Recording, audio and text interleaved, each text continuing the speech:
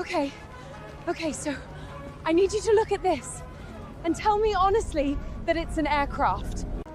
That is a building that got bored and decided to fly.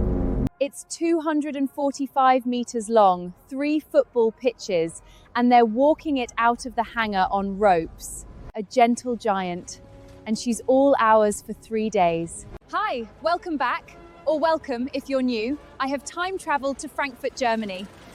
It's May the 3rd, 1937. The sun has just gone down.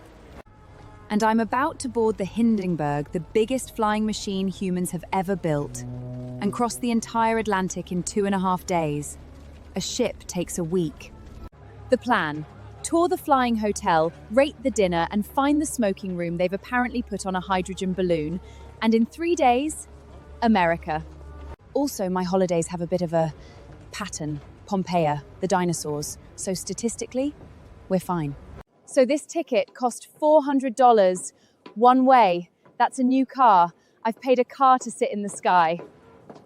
And nobody tells you this. The passenger rooms aren't hanging underneath, they're inside the ship. A heated hotel inside the balloon.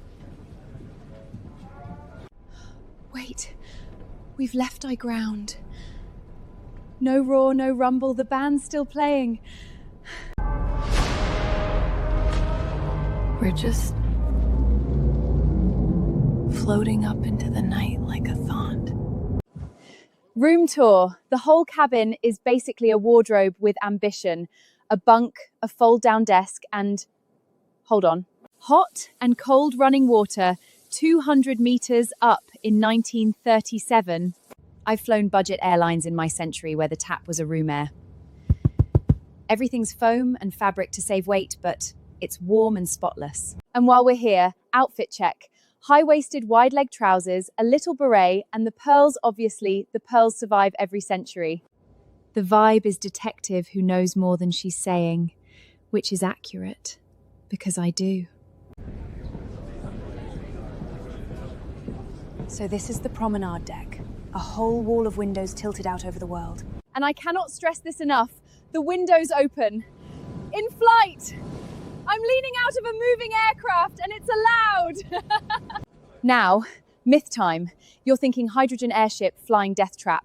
No, Zeppelins have flown for decades, over 1 million miles, and not one passenger has ever died. This is the safest, most glorious way to cross the Atlantic. The Concorde of 1937. And with 61 crew for 36 passengers, up here the sky itself is first class. Sunset above the clouds. Okay, this one's going in the diary. Okay, dinner. Real china, real silver, white tablecloths on a hydrogen, I'll stop. Tonight, Rhine salmon, hot from an actual electric kitchen. 9 out of 10.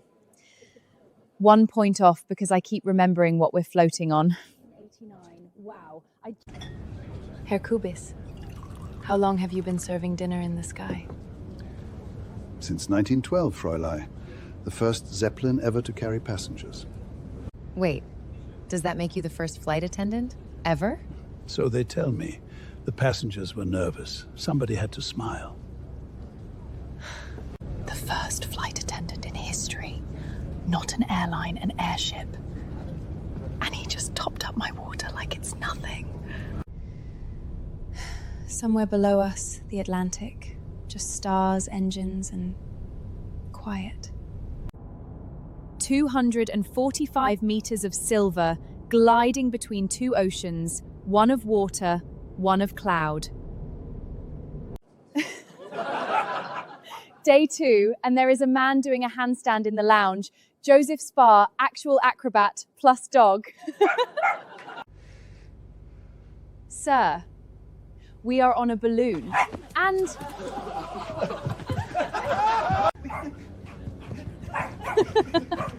The dog's got his hat. The dog has taken the hat. Found it. Behind an actual airlock, a pressurized door so no hydrogen can sneak in, there is a smoking room on this ship. With exactly 1 lighter, electric, chained to the wall like it's committed crimes. Because here, a match isn't a match, it's an weapon. And here's what gets me. This ship was designed for helium, the safe gas, the one that can't burn. This ship is flying to America, flammable because of America. America, sit with that. I'm going to go stand somewhere else now. Oh God. So I got slightly lost coming back and... Oh, hello.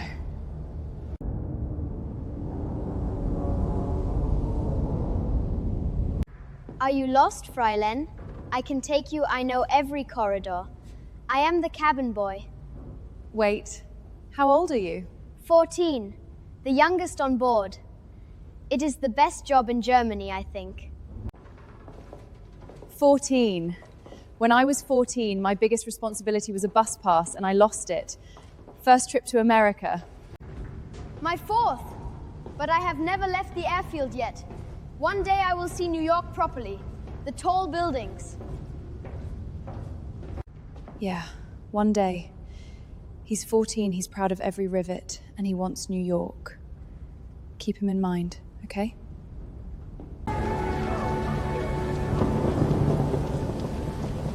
May the 6th.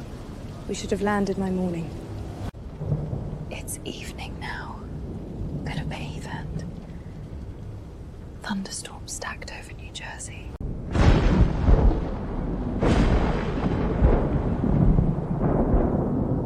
A giant bag of hydrogen circling lightning all day. 7 o'clock, finally. We're turning in. Lakehurst is right there. Werner, you're so nearly.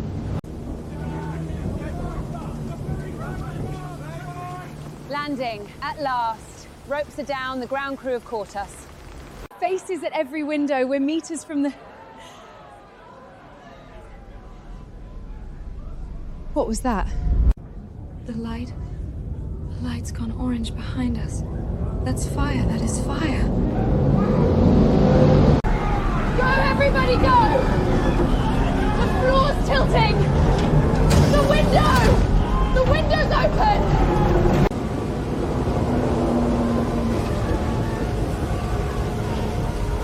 Jump! Stand! Run! Run, run, run! 34 seconds. The biggest flying machine humanity ever built. Gone in about half a minute. I'm okay. And this is the part nobody remembers. Most people survived. 62 of the 97 on board walked away tonight. And Werner, the 14-year-old water tank burst open over his head as he ran, soaked him through, and he walked out the other side. He made it, you guys! People will argue for a century about the spark. But the age of the giant airships, a million safe miles, dinner on real China in the clouds, ended here, in half a minute, in a field in New Jersey. So, that was the safest way to fly. And it truly was, right up until it wasn't. Thank you for traveling with me tonight. If you want to come along next time wherever I land, subscribe, it means you're already packed. Good night, you guys.